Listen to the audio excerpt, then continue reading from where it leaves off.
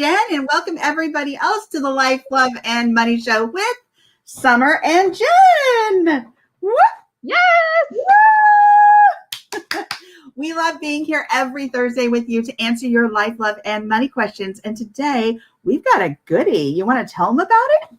Yes. So we had a question that was submitted, and basically, because of COVID, there's some changes that have happened, but in the recent past, because of COVID, we've been in quarantine. The malls were closed at one point, stores were closed, and then everything moved to online. So somebody submitted a question that because of COVID-19, I feel like I'm just spending out of control and my online shopping is getting crazy. And what can I do to do better and stop this? And so today we're talking about how to stop the impulsive online shopping, as well as addressing, that addiction to it, as well as the emotional spending part. So you're in for a treat. We have some practical tips, but also Summer's going to talk about, where does this come from and what are the things that we need to look out for? Oh my gosh. Thank you so much for that introduction, Jen, and explaining that question. This is a biggie, folks, because we've had to change our patterns of behavior quite a bit because of our unique situation.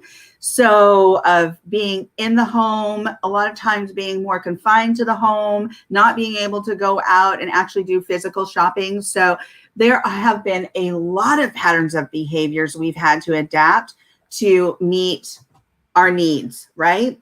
But one of the things that can get a little out of hand is that online shopping, because now we're doing a lot of our grocery shopping, clothing shopping, different things, our necessity shopping online. So it's making it so much easier. Our patterns of behavior are changing a bit. So one of the things I want to go over really quickly are patterns of behavior and some of the red flags when you start recognizing that you're having some issues with this, right?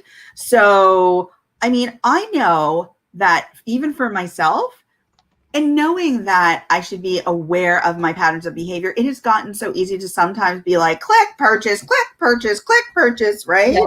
Oh my God, too easy. We're going to talk about those things, like what can you do to help you not fall into that, where it's just like, Yes. Oh my God. Bravo, Jen. Yes, we are going to talk about those things, but I want to talk about a few of the red flags. Okay. So if you notice that you're doing a lot more spending online, one of the things is track that time. Understand what the time is that you're spending, subscribing to retailers, looking at stuff that you may not need. If you're hiding your purchases, say for instance, like that you're shopping, but yet you don't want your significant other to know that you're doing this shopping, so you're hiding your purchases. That's a big one. What is that referred to, Jen? As we call that financial infidelity. When you're hiding stuff, and I know you think it's all cute and stuff. Don't tell my husband. It's like, let me tell you, from my perspective, as the person who gets to hear all the problems, it's not cute. Because when you start telling me you're not paying your bills, you can't even save for retirement, you can't even afford insurance, life insurance and all these other things, I'm just like, we're not laughing anymore, are we? It's not cute anymore. So anyway, let me stop. Go ahead, Summer. Go ahead. She means business. It's frustrating because I want you all to win. I want you all to do better. Yeah. Let me stop. Go ahead. Winning. All right. Here's some other things. If you exceed your monthly budget because of shopping, that's another huge red flag. If you are getting into credit card debt, there's another huge red flag. If you're running Hey, Tony, thanks for being here. If you're actually, hey, Tony, if you're actually running out of space to hide your purchases, that's a big issue. That's a red flag.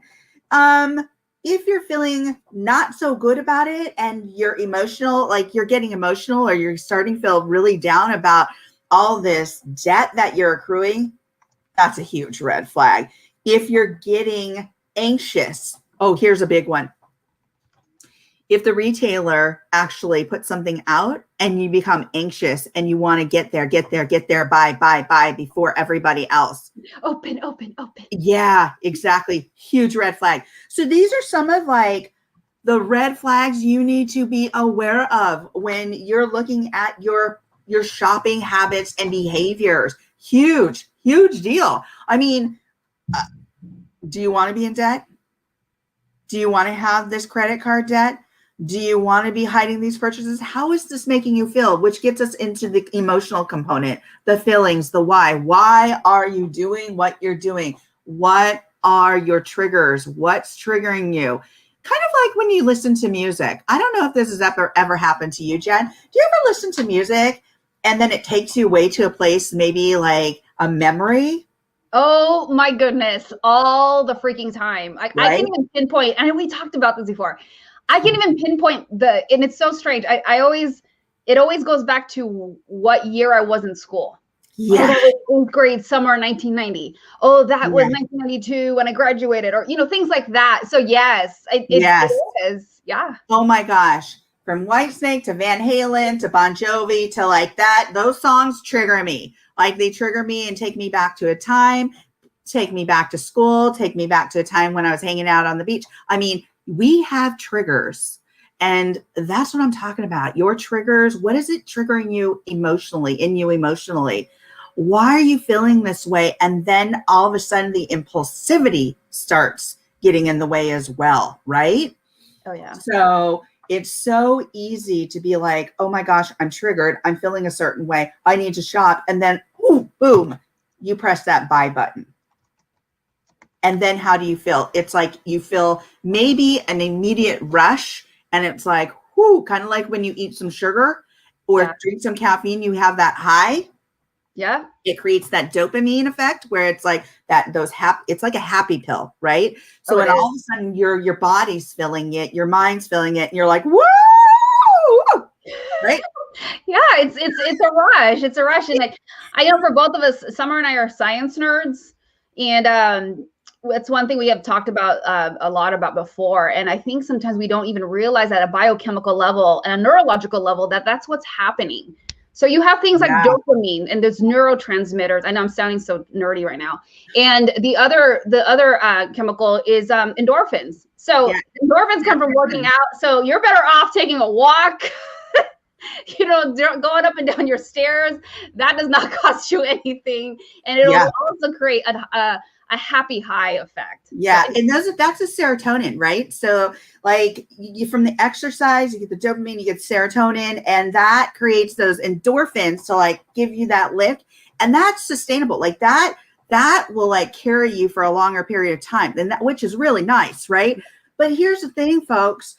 These are emotions being triggered by something. And so it may be that you feel stuck inside. It may be that it's making you feel better because it gives you that initial high.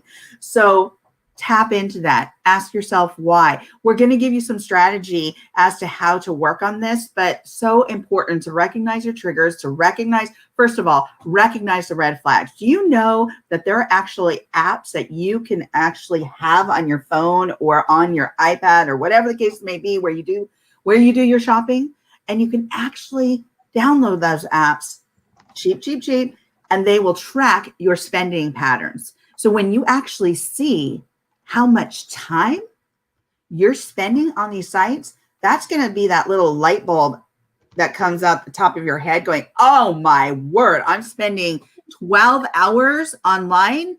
And then it'll also track, get this, some apps will also track how much time you're spending at certain retailers.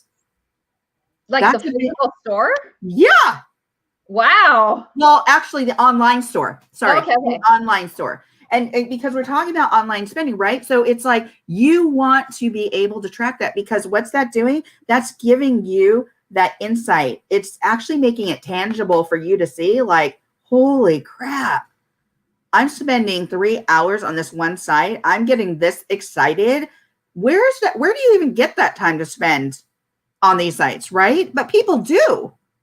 Yeah, you know what, too? You just made me think of something as also, I mean, how many times do you hear people complain, like, I don't have time. I don't have time. I don't have time. It's like you have time. You're just not being intentional with what you do with it.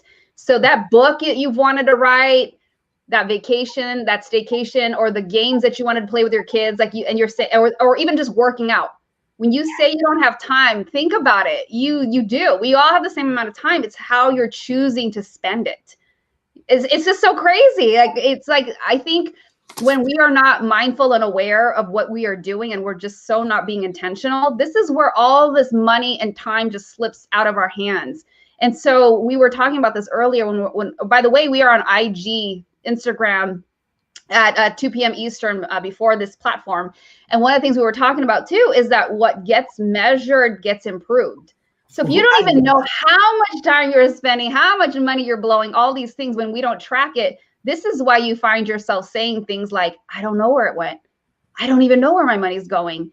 And when I hear those phrases from people who need help, that's when I know, okay, we're not tracking anything. That's always, always, always usually the cause when we're not tracking and we don't know where anything is going. So I love that you're talking about triggers, because it's so important to understand, like, when these things do happen and you are spending, what is happening that you're turning to going to buy something.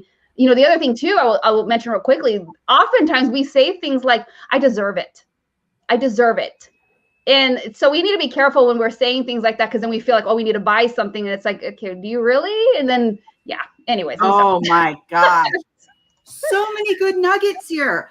Okay, I love this phrase, Jen. I put it down here for folks to read. What gets measured gets improved. I forgot the S on that gets. But what gets measured gets improved. What gets measured gets improved. I'm saying it 3 times. Why? Because after you say things 3 times, it gets in your head. What gets measured gets improved. That's why I'm talking about the apps. When you actually measure how much time you've been online, when you measure where you spend your time at what retailers online, that gives you, that connects to the brain, and it gives you that aha moment of, oh my gosh, when you do say things like, and feed yourself the messages of, I don't have time, you actually do have the time, as Jen said. You're just not paying attention to the time that you're using and how you're using it. So these are some tips. We're just giving you some tips to say, hey, listen, you can actually save your money. You can actually save for a something that you really want, rather than doing this impulse shopping, rather than, you know, not recognizing or like shooing away like that you potentially could have an issue, or you're not tapping into your emotions and those triggers. So let's go on like really quickly here, Jen. Let's go on to some, you know, because let's go on to these emotional triggers, and let me talk about really quickly about checking in with yourself and what questions you can actually ask yourself. Ooh, yeah. So important, right? So the first one is, why am I here? Why am I on this site? What am I doing on this site? How do I feel when I'm here? When you put something in your basket, are you going to ask yourself, do I really need this, or is this a want? That's such a great question. I think so many people don't ask themselves. Right? Okay. So there's that. And then it's, where am I going to actually put this? Do I need to put this anywhere in my house? Is this contributing to the clutter that I have? Because here, another topic. Yeah. Right. Jen and I are going to get to like clearing out clutter pretty soon. Totally. But I want you to ask yourself some of these really important questions. Why? Because that's going to start helping you do an inventory of why, what, how am I feeling? And it's so important to recognize how you're feeling and what your triggers are. So if you haven't had the time, you know, to write these down, check them out in our comments, because we just put up, Jen so graciously put them in the comments. So again, ask yourself those questions. But how can we curb some of our online shopping habits? So let's get into that, Jen. I'll let you start. Yes. So let me just put that up. Okay. Let's see. We need that one. So awesome. Yeah, I think there's some little simple ways, really. I mean, there are some little easy ones all the way to like some crazy, like not necessarily crazy, but real in-depth planning from a financial standpoint. But let's talk about some of the easier things that we can do that can help us curb this, because there are a lot of people have suffered from online spending, and this also can apply to in real life, because things are opening up. But one of the things that we did talk about, aside from the triggers, is that use lists. I think lists are so important, especially when you go to the grocery store.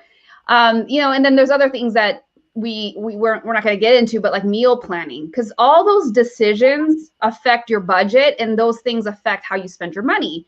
So when I talk about list, it could be a grocery list, for example. That's simple, where you're doing that on a weekly basis, because when you don't use a list, very easy to just go to the store and just put these things like we talked about in the beginning, that we are wondering like, oh, I don't know why you've spent like $50 over budget. It's because it's that impulse spending that kicked in, because there was no list that you were going by. A lot of times you're just like, well, let's just go to the store.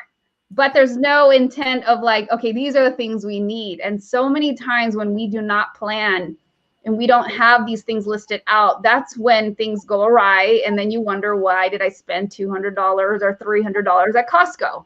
I've seen that too, because I know how people do it. You go to Costco and wonder, why did we buy $400 worth of stuff? And there's two of you in the house. Or and Target.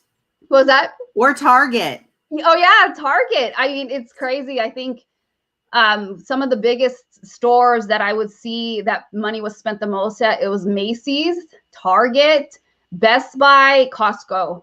Like those were some, and I'm in West Coast, so, you know, adjust for what your region, but like it would always be those stores, and it would always be like, I don't know how we racked up $5,000 or $8,000 in credit card debt at such and such store.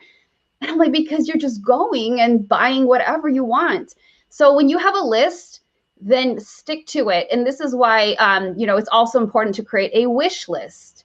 And when I talk about wish list, what I'm talking about is like, you might have wanted to go on a vacation, and sometimes it might even be simple, like, you know, 2-day getaway, an hour away from your home, whatever it is. I think too often we just have these ideas in our head, but we haven't written it down. And so I'm going to talk about that at the end when we do our nugget. But a wish list is great because it helps you, especially if there's a partner or a spouse involved. You can look at this and say like, okay, what are the things that we want, but we haven't worked towards it? And put that down, because if you are able to see this list, what's amazing is that everything that you are impulsively buying, in a sense, you are taking away opportunity to get to that wish list goal, whichever one it is. And also, Summer talked about this as well, where when you put things in a cart, whether it's an online cart or, you know, even, yeah, especially an online cart, and you wait, it gives you that time to think, do I really need this? Was this a want? And you will be surprised. There are going to be times where you're like, you know what? No, I really do need this. Then go ahead and make that purchase, especially if it's within the budget. Or you may find out like, yeah, you know what? I don't really need that. And then you just remove it from the cart. But it's giving yourself that time to absorb and think, is this something that I really need? And a lot of times we don't give ourselves that time. And this is why we end up buying things. And that's why you have that phrase for buyer's remorse. Oh, but, right? Yeah. The other thing too is, again, if you have that wish list written out, and that can change within time. But when you have that list, you can see over time, you might realize, you know what? I don't really want that anymore. I don't really need that new couch. I think too often too, we get into this habit of inventorying things. Oh, I need another lip gloss because it's on sale, or I need another, you know, pillow because it's cute. And I'm not, and yeah, but you're paying your bills. That's the caveat. That's the thing I will say. We're not saying don't enjoy things. But when you are getting to the point where it's impulsive, and then you're behind bills, or you're racking up credit card debt, you're lying about, you know, purchases. I mean, once it starts to get to that unhealthy space, then this is when you really need to start paying attention to what's going on here. What is the online shopping addiction and overspending is really a symptom of something else. It's really a symptom of something else. There's something else that's happening that, and Summer, if you want to talk to that, I would love for you to, you know, interject. But there's usually this fear or this coping mechanism or something else that's going on. Sometimes we may feel like, oh, I deserve this. I'm just going to go get it. Or, you know what, I'm bored. Let me just go and buy something. There's no intention behind it, but there's so much that could be going on behind the scenes.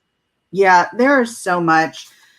And that can be really another issue. I mean, another show. Yeah. Because when we talk about maybe an addiction or maybe impulsive behavior, or maybe I touched on earlier about behavior and how our behavior has changed so drastically over the last year. I mean, it's been over a year that we've been in quarantine.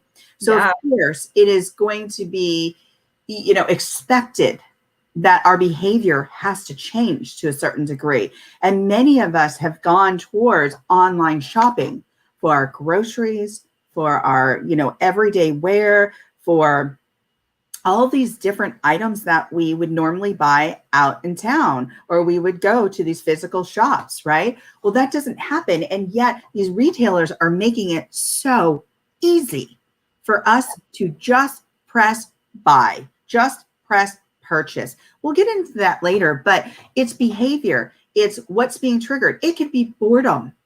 It can be we have this impulsivity, in regards to our personality.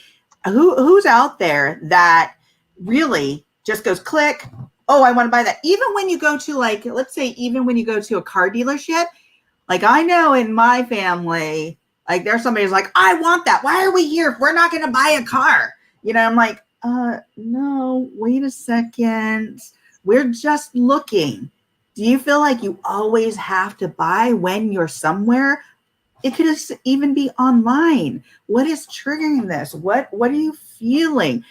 Tap into those feelings. I know. I'm not trying to get too woo-woo here, folks, but really the woo-woo is important.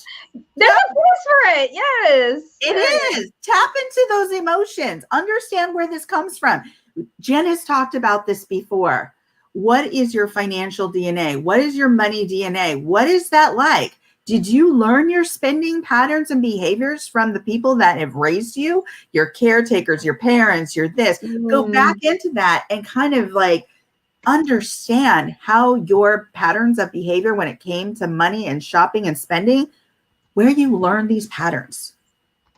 Now, also look at, where did those patterns of behavior get those other people? Where are your patterns of behavior getting you in regards to your spending? Are you actually getting what you want? And I'm not talking about that item. What I am talking about is, are you planning effectively for your life, for your future? Are you planning for that vacation, or do you not have money? Because you don't have to keep up with the Joneses. You don't. And you really shouldn't. The Joneses are broke. Yep. Here's the thing. How many times, let me ask you, Jen, and I say this all the time, we don't know, just because somebody's riding around in that cool ride, oh my God, and they got that awesome house, like, we don't know their debt situation. We don't know if they got a trust that they're living off of. We don't know. So don't ever, ever, ever compare yourself to somebody else and wish that you were there, because you know what? You can actually be there with some good planning. That's what Jen does. Jen would help you do that good planning.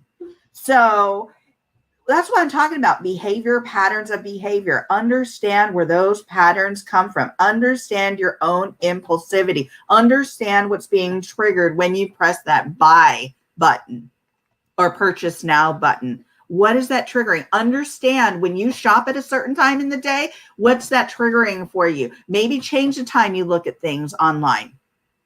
Yeah. If you do it the same time every night, is it because of boredom? Is it because you're trying to fill some gap in your heart or in your soul that is not being filled? Go out and take a walk.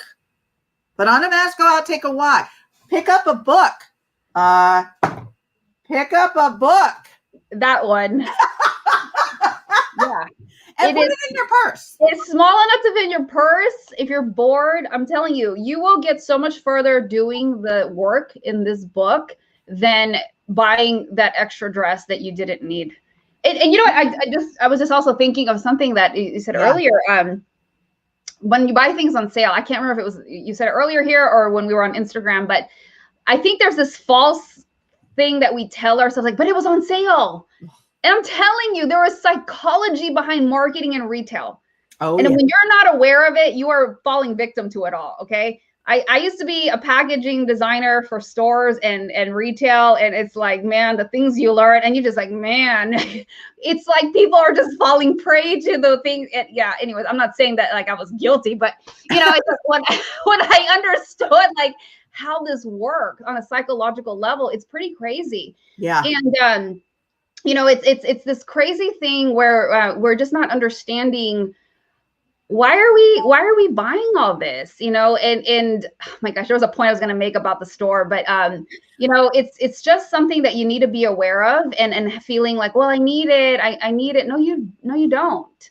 Why are you feeling the need to buy this? And a lot of times we're not stopping to think about all this stuff and where is it going? Where is it going in the house? Like, I mean, it's so amazing when and I almost feel really bad because I want people to wake up.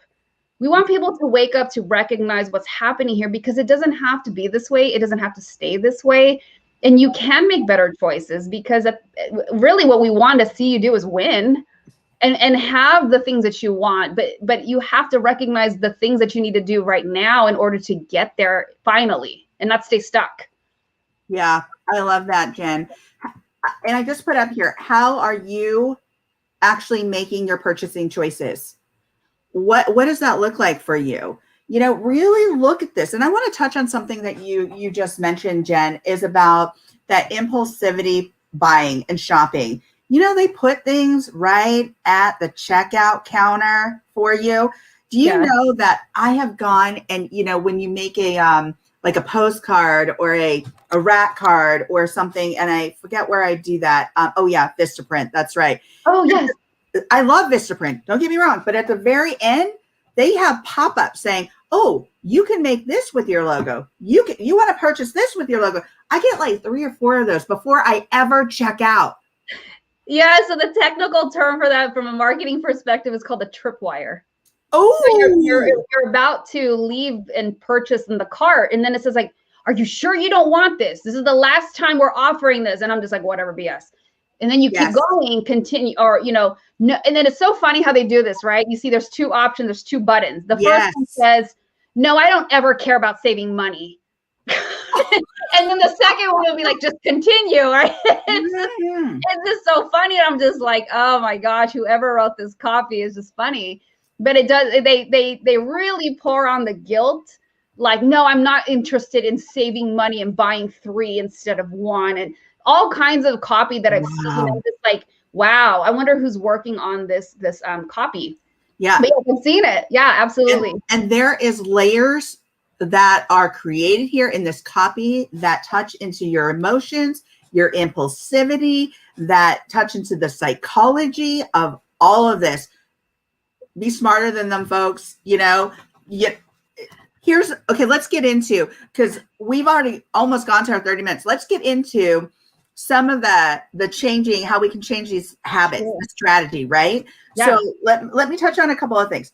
Track your spending. There are apps out there to help you track your spending. Block the shops. Block the shops. Block the shops that you go to frequently. Block them. Unsubscribe. So you're not getting these pop-ups, that you're not getting all these things sent to your email saying, you need to shop this sale. You need to shop this sale. You're going to get 40% off today. You're going to get 50% off today. You're going to get blah, blah, blah, blah, blah. Block them.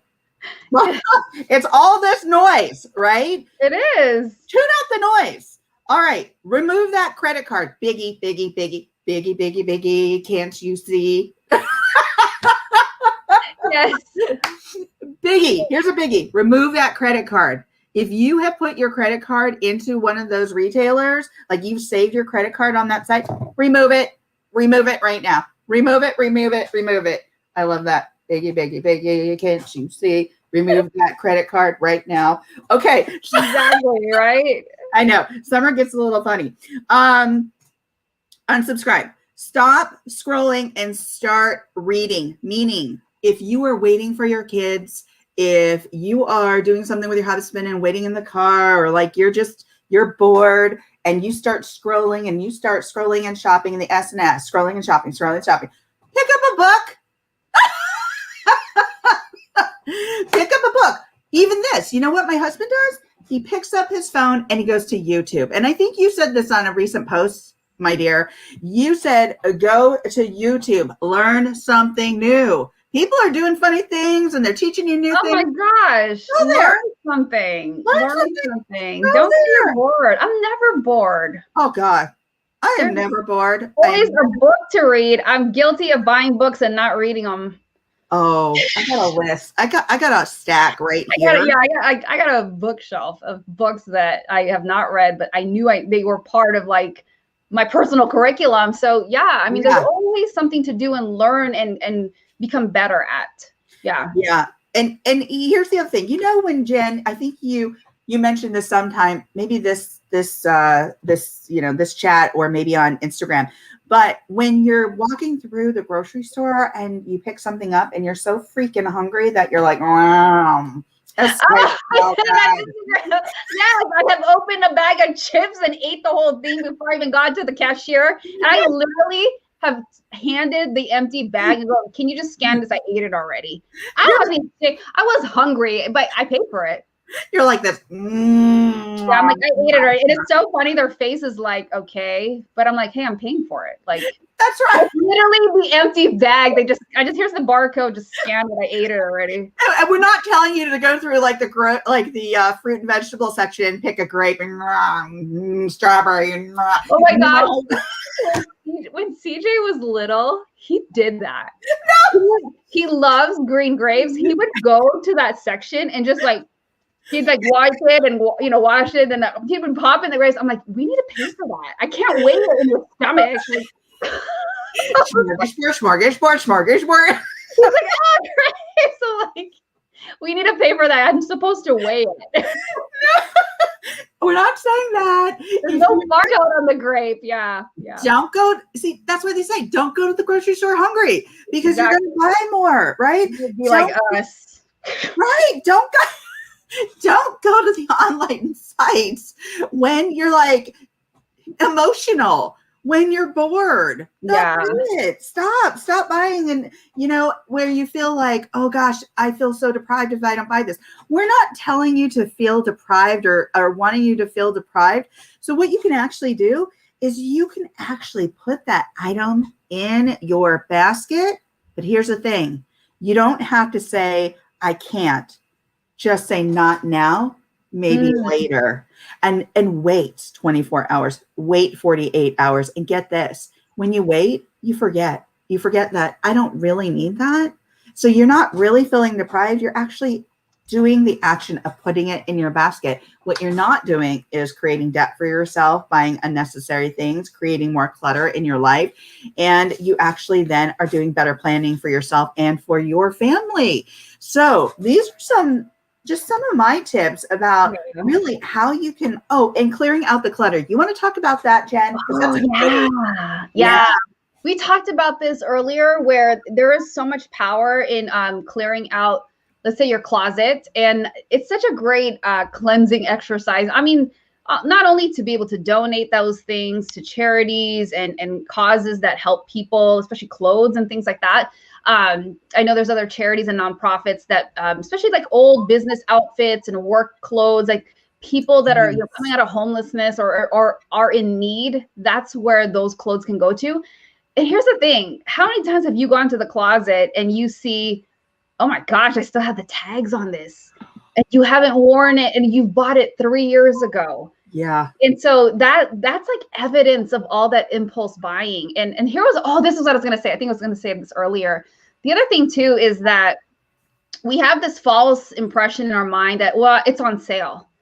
But then that's what ends up happening. Like Summer said earlier, like you might end up, you feel like you want to buy something because it's on sale, but it wasn't something that you really needed. And then it just kind of sits there because she said something so profound. Had it been at full price, you wouldn't have bought it.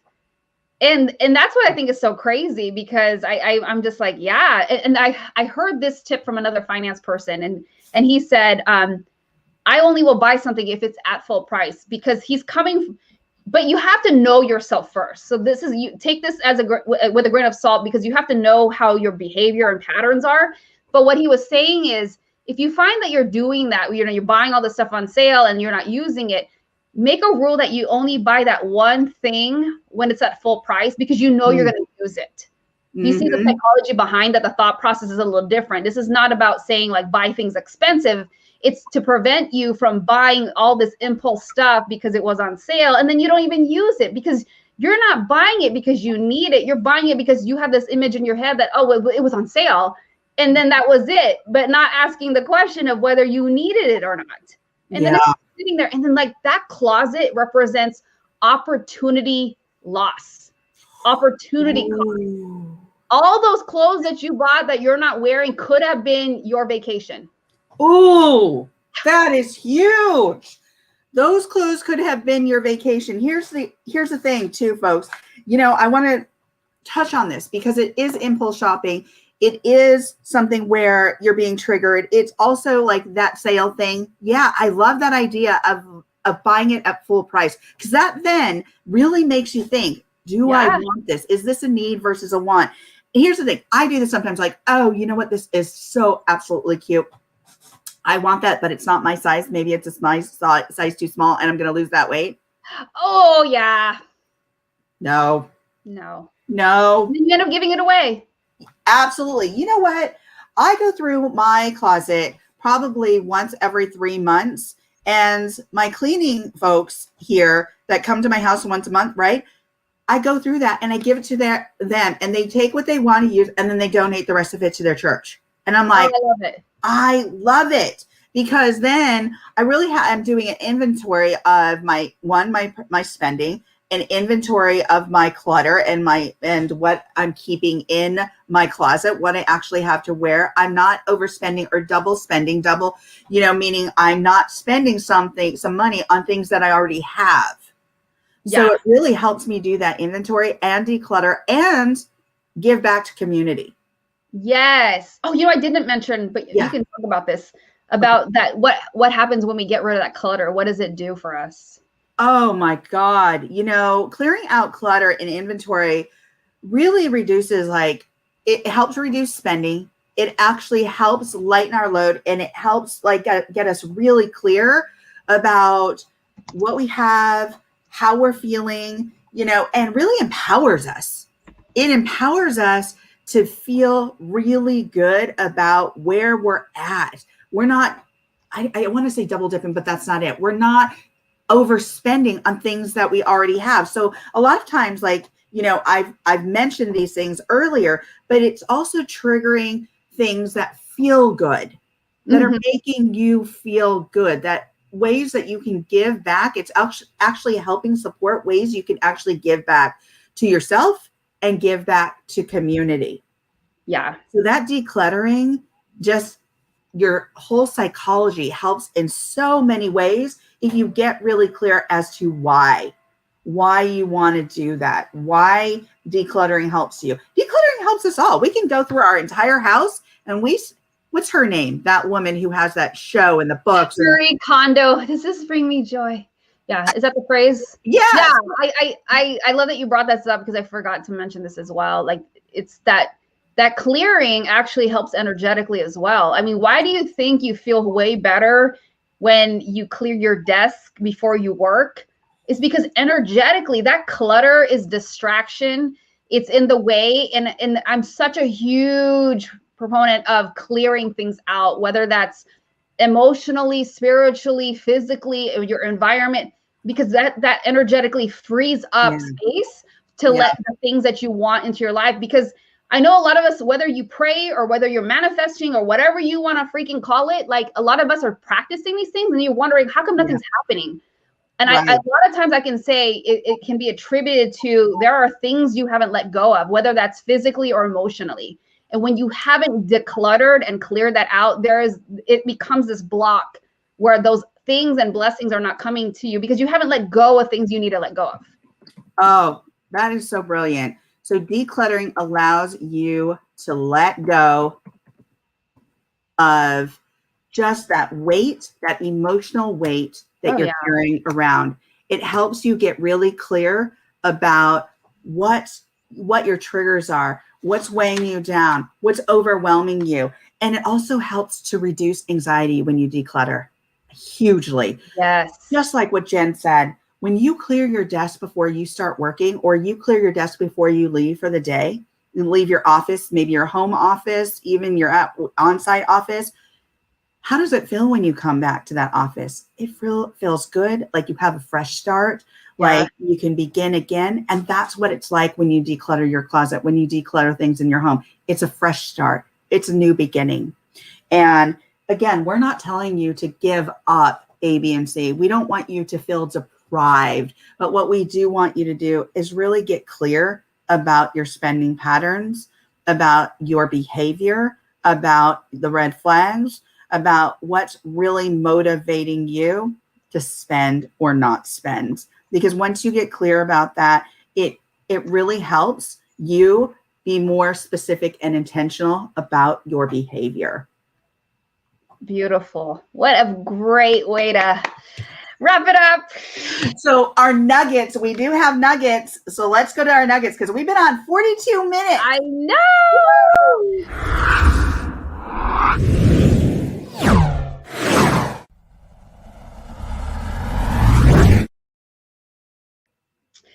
So I will start. My nugget is basically, I know we've talked a lot about different things. This is a very heavy topic with so much involved, and which is great. It's so great. I love that we've been able to give so much back. But I think the nugget that I want to focus on is that you take some time to create that wish list. I think so often we have these dreams, but they're all stuck in our head. And this is why Summer and I are huge, huge fans of journaling, writing things down. There's something about being tactile, an idea being on paper and writing it down instead of like, oh yeah, it's in my head. And when you're able to write those things, it just makes it more concrete. It makes it more real. And with this wish list, for example, many of us want to take a vacation. It's usually, that's like the number one thing I always hear when I ask people, what is it that you want to accomplish? What's a midterm, long-term goal? And it's always, I want to go on a trip. But here's the thing. Have you taken the time to write where? And not just say, I want to go on a trip. Get very specific and detailed about that goal and put that on the wish list. And then I'm going to make you go further. When do you want to go? You need specifics. When do you want to go? And then even more importantly, how much is it going to cost you? Because you can't reverse engineer. It can't just be I want to go somewhere. I want to go on a trip. You need to know where, how much, and when. Because when you have those details, then you can reverse engineer, like, okay, if I put away $300 a month into a savings or whatever, okay, we're going to be able to save up to whatever the trip costs, $3,000 in X amount of months or whatever it may be. But when you're not specific and you don't write this down, do you see? I mean, I can even just energetically feel right now like you're just not going to accomplish it. Yeah. And then another 5 years is going to go by. Your kids are going to get grown, and you realize you've never went to Hawaii when you asked to do that in 2021. Yeah. So wow. So important to create that wish list with specificity. Oh, I said it right. Specificity. Oh, yes. And I wrote down here in the comments, take time to create that wish list, but get really specific, as Jen said. It's so important. I love that, Jen. Being specific is so critical to actually that specificity, are objectives. So think about it this way. They're objectives to actually reaching the goals. They're your steps to reaching that big picture. Yes. So, when you know your midterm to long-term goal, that's a step. What is your, what is the cost of that? That's a step. What is your timeline? That's a step. Mm-hmm. Being able to reverse engineer, that's a step. Where are those steps taking you to that big picture, to that goal? Yep. So think about steps. Okay, my nugget. Yours. I'm going to go back to what I said on Instagram because I think it's so important. And my husband blessed me with this. He said, Summer, one day when you're shopping, think about it as a need or a want. Because I always used to say, oh, I need that. Oh my gosh, I need that. I need that. I need that. And do I really? No. So now when I shop, I think about, is it a need or a want? And that is so critical because those two words, if I just say, I want that, and I'm being really honest with myself, there are times where I'm like, okay, I want it, so I'm going to get it. But then there are other times like, I just want that and I don't really need it. Like that's not a need for me. Yes. So I say to him all the time, because my goal one day was like, hey, I really want, and this has been like years, I really want that luxury car. I really want that Mercedes Benz. And now when I look at it, I always say, do I need that? No, Yeah. not really. One of these days, it's going to be, I want that, and that's just it. I'm going to plan for that. Mhm. But is it really important to me? Is that, do I want that extra car bill? Do I want to pay that monthly? No. No, I do not. Yeah. Knowing my car is paid off, knowing we only have one car bill, and that's the only car bill we have, that is awesome. That's when freedom. so when I think about purchasing things, I ask myself that question: is it a need or a want? And that really cuts down on impulsivity. It makes me think. It makes me stop and pause. And that stop and pause, just like when we get angry, just when like we get really emotional, and sometimes this does happen to the really emotional side. That pause, that breath, actually turns, like shifts the energy, where you can actually just stop and think.